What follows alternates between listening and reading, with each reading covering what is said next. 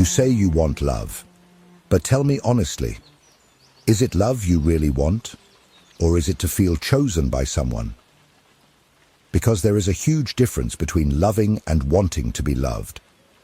Most people who say they seek love are actually thirsty for validation. They want someone from the outside to prove what they cannot sustain on their own worth. They want to be seen, admired, desired, not because it strengthens the bond, but because it silences the insecurity that screams inside their chest. Erich Fromm, in The Art of Loving, got straight to the point. Most do not seek to love. They seek to be loved, because being loved seems easier, more comfortable. Loving requires effort, discipline, commitment. Being loved seems like a gift that solves everything. If someone loves me, then I am important. Then I deserve to exist. And this is where the illusion begins. You don't want love. You want the feeling that you are finally enough, that someone looked at you and said, with their gaze or touch, you are worth it. Because deep down, you don't believe that on your own. Your desire for love is not about sharing. It's about filling. Filling that internal void that no one sees, but that you feel every day. A void that may have started in childhood, perhaps with rejection, abandonment, or simply from never being taught to see yourself as someone worthy of love without having to prove anything to anyone. So you grew up believing you need to be chosen to have value, that you need to be desired to be relevant. And every time someone chooses you, you feel, for a brief moment, that everything is okay, that the emptiness has disappeared. But it always comes back, doesn't it? Fromm called this immature love.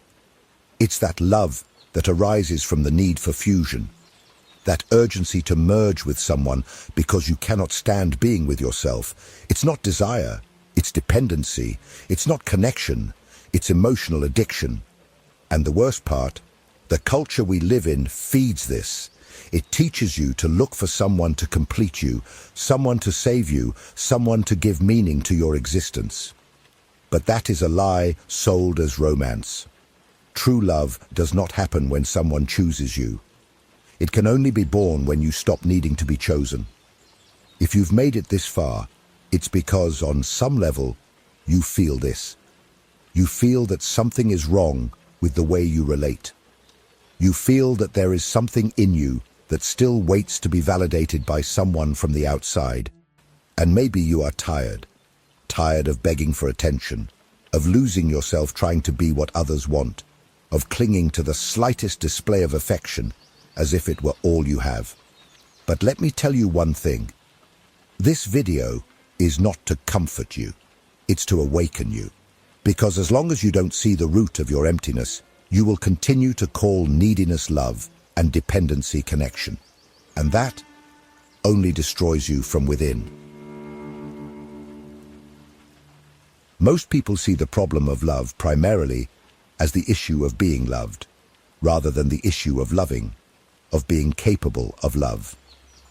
Erich Fromm, The Art of Loving. This sentence should not just be read. It should be digested slowly, because it reveals an emotional distortion that dominates almost all modern relationships. The idea that love is something to be received, rather than something to be offered. And it is precisely this inversion that transforms what should be a mutual growth experience into a desperate search for validation. Have you noticed how, when thinking about love, what comes to the minds of most people is, will someone choose me? Am I interesting enough? Am I worthy of being loved? These are legitimate questions, but they reveal a completely outward focus. In this scenario, love becomes a kind of prize, and the person, a product trying to be attractive enough to deserve that prize. Fromm points out with surgical precision this misunderstanding. Being loved is the passive side of love. It is being the object of love. For many, being loved means being desired. And therein lies the problem. We confuse desire with love. We confuse being seen with being cared for.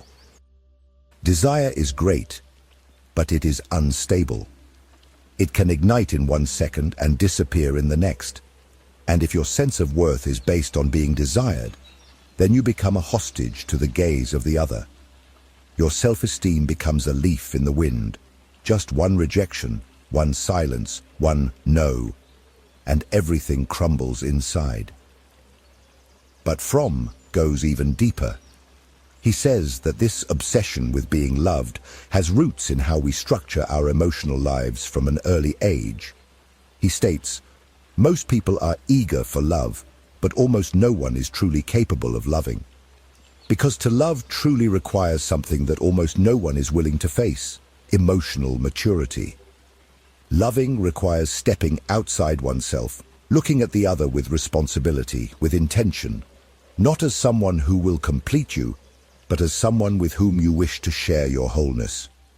And that is rare, because we are too busy trying to be noticed, trying to prove, with every like, with every response, with every gesture of attention, that we deserve something, that we are worth something. This confusion between loving and being loved creates fragile, anxious relationships, intense at the beginning and devastating at the end. Relationships where two individuals come together not to build something, but to extract from each other what they feel is lacking within themselves.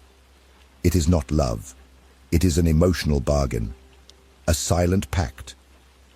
Give me the feeling that I am worth it, and I will give you whatever you want in return. But the bill always comes due, and in the end, there is emptiness left. Again. But what exactly are we trying to fill with this desire to be loved? What is this internal void that makes us so susceptible to any affection that seems genuine? The answer to this lies in a central idea of Fromm, and will be the focus of the next part: the neurotic need for fusion, the addiction to feeling complete through the other, and the price paid for it. Let's go.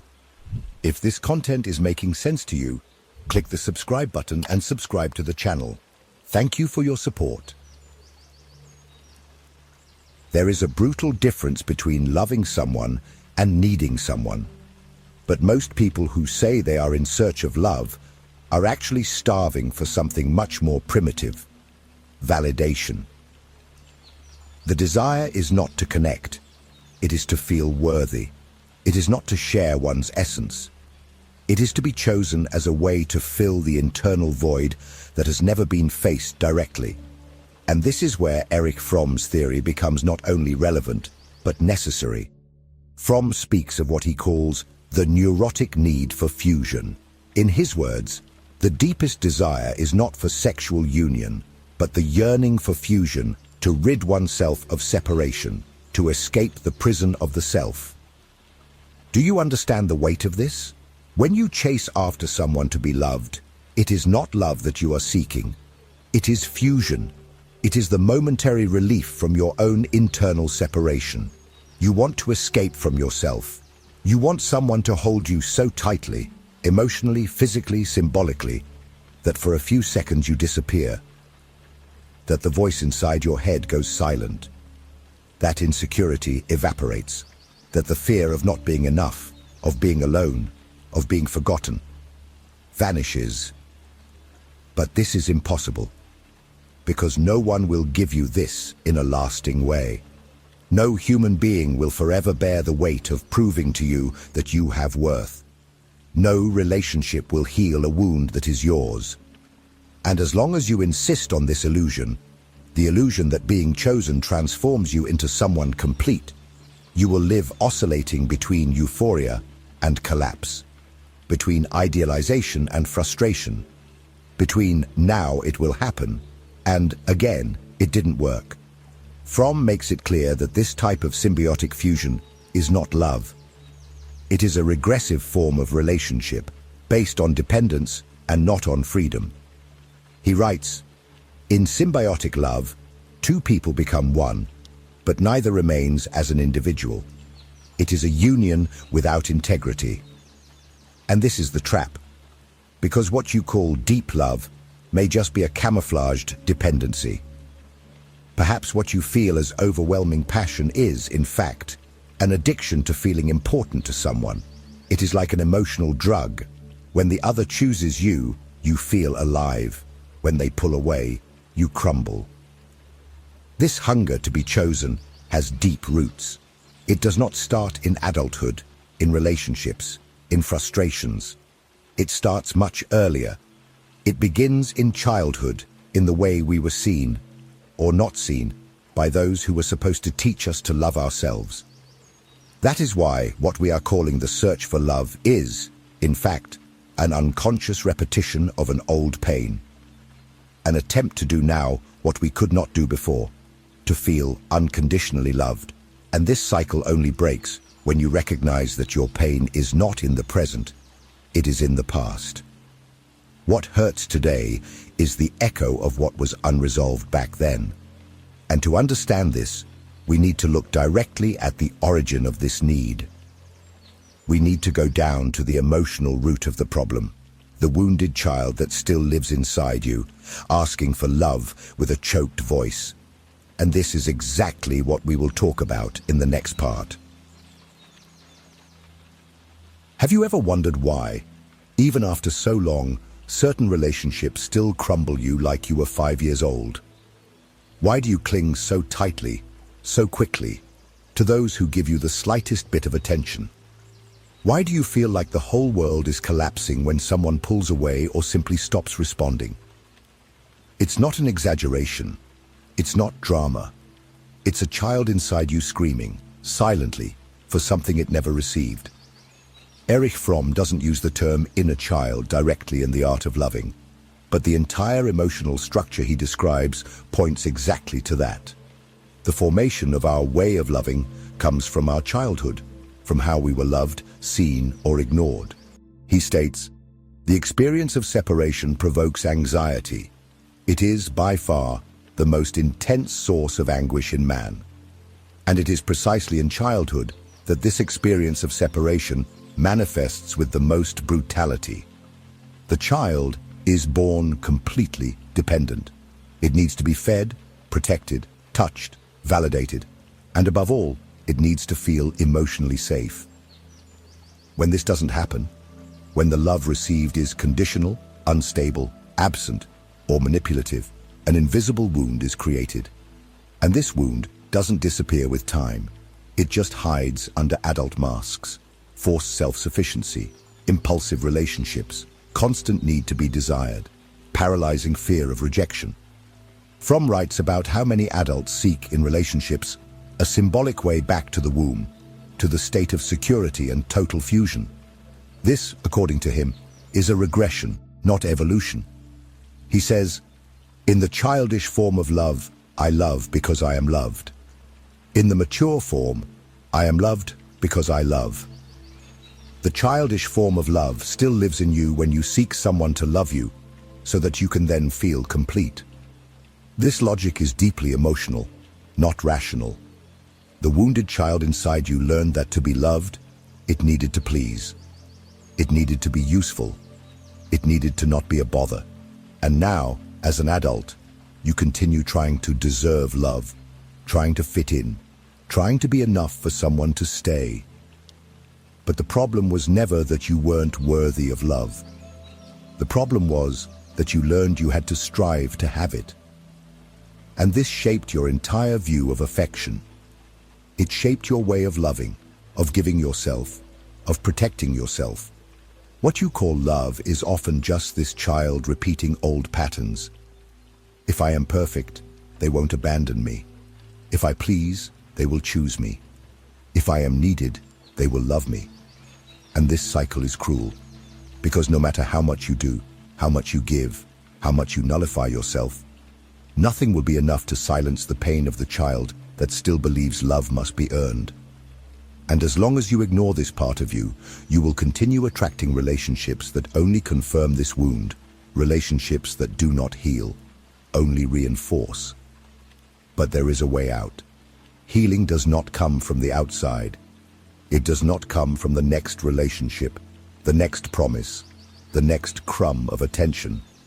Healing begins when you finally look at this child, not with judgment, but with compassion. when you stop demanding that others take care of what is your responsibility. And it is here that we begin to walk the path of emotional maturity, the path of true love. In the next part, we will talk about what this really means, what mature love is according to Fromm, why it is so rare, and how you can start to build it within yourself, even after so long trying to fill it from the outside. Loving truly is one of the most demanding tasks of human life. It is no coincidence that most people fail miserably when trying, because loving is not falling in love. It is not desire. It is not attachment. Loving, as Erich Fromm teaches us, is an act of courage, of conscious decision, of emotional discipline. And that is exactly why it is so rare, because it requires you to be whole before even touching the other. Fromm does not mince words. Love is an activity, not a passive affection. It is a continuous standing up, not a sudden falling. In general, the active character of love can be described by saying that to love is, above all, to give and not to receive. This quote is a reality check, because it destroys one of the most ingrained illusions of contemporary culture, that love is something that simply happens to us, that it is something magical, involuntary, a beautiful accident. But Fromm says the opposite. Loving is an action, a practice, a constant commitment. It is a choice that is renewed every day, even when passion runs out, even when the other fails, even when life weighs down. And here is the detail that exposes how unprepared most people are to love. You cannot offer what you have not built within yourself. Fromm states, "The problem of human existence is that of separation. Love is the answer to this problem, but only those who have overcome the separation within themselves can truly love." In other words, as long as you are internally fragmented, you will use the other as a patch. You will confuse presence with salvation. You will think that being with someone is enough, when in fact, to love is to be with someone, even when it would be easier to flee. And this is only possible when you have already resolved the most difficult conflict, the relationship you have with yourself. Loving requires presence, and presence requires maturity. Most relationships collapse not due to the absence of feeling, but due to the absence of emotional structure. People who confuse attention with love, attachment with bond, neediness with surrender. Fromm insists, love is an art. And like all art, it requires learning, patience, practice, and, perhaps most importantly, humility. He writes, "Anyone who intends to learn the art of loving must start in the same way one starts to learn any other art, through practice, discipline, concentration, and patience." But how many are truly willing to do this? How many are willing to stop consuming love as if it were a shelf product, ready to be used and discarded? To truly love is to swim against the current of immediate culture, against the inflated ego, against the fear of vulnerability. To truly love is to have the courage to strip down emotionally without any guarantee that the other will do the same, and still love. This is the point at which love ceases to be a romantic fantasy and becomes an internal revolution. When you stop wanting someone to save you and start being someone with whom you can build. When you stop begging for affection and start choosing to love consciously, clearly, responsibly. When you do not love because you need to, but because you want to. But for this to happen, it is necessary to see and abandon one of the greatest emotional traps of our times, the infantilization of love promoted by modern culture. The idea that to love is to be chosen, to please, to fit in, and that the other is there to fill our voids. In the next part, we will dissect this collective fantasy and show why it prevents so many people from living a real love. If what you are feeling now resonates with your deepest pains, my ebook, Beyond the Shadow, will take you even deeper. It explores the central ideas of Jung and provides you with practical tools to understand your emotional patterns and begin to heal from the inside out. The link is in the pinned comment. We live in a culture that packages love as a product, easy to consume, easy to discard, seductive at first glance, and superficial in content. Hollywood, social media, romantic songs, everything repeats the same sweet and dangerously false message, that to love is to find someone who completes you, someone who makes you happy, someone who fills your voids with presence, affection, and promises. But that is not love. It is emotional dependency disguised as poetry. And Erich Fromm knew this long before the age of algorithms. He writes, "In modern culture, most people believe that loving is simple, and that the difficult part is finding the right object to love, or to be loved by. This belief results from the superficial idea that loving is easy for anyone. And here lies the trap. People do not want to learn to love. They want to be loved effortlessly. They want to live intense romances without having to look within. They want to be desired without asking themselves why. They want the other as a mirror that confirms their own idealized image, and not as a real encounter between two imperfect human beings. The infantilization of love begins right there. When we turn the relationship into a fantasy field, where the other exists to save us from ourselves. Fromm denounces this as a structural flaw in our society. We are not taught to love. We are conditioned to desire status, beauty, approval, pleasure. And we project all of this onto the other. We want someone to prove to us that we are special, to take us out of loneliness, doubt, insecurity. But that is not love. It is a search for an emotional father, for a nurturing mother, for someone to take on the responsibility that should be ours. He also points out that, in immature love, the other is seen as an object of emotional consumption, something that must work for me to feel good. And here is the most uncomfortable point. You may be relating not to another person, but to the idea of what that person makes you feel. This explains why so many people do not love. They just cling. And why so many relationships end as soon as the illusion falls. Culture trains us to desire sensations, not connections. To seek intensity, not intimacy. To consume the other, not to build together. The result? Fragile, anxious relationships, hypersensitive to the slightest sign of frustration. People who fall in love quickly, but burn out even faster. Loves based on expectation, not on reality. On neediness, not on choice. And all of this is constantly reinforced by a system that profits from your dissatisfaction. That sells the promise that the next one will be better. That if you haven't found the one yet, it's because you haven't tried hard enough to appear more desirable, more interesting, more perfect. But true love does not happen in showcases. It does not arise from emotional marketing. It can only emerge when two people meet without the need to complete each other, but with the willingness to share themselves. And this requires a type of awareness that goes against everything we have been taught about what it means to love.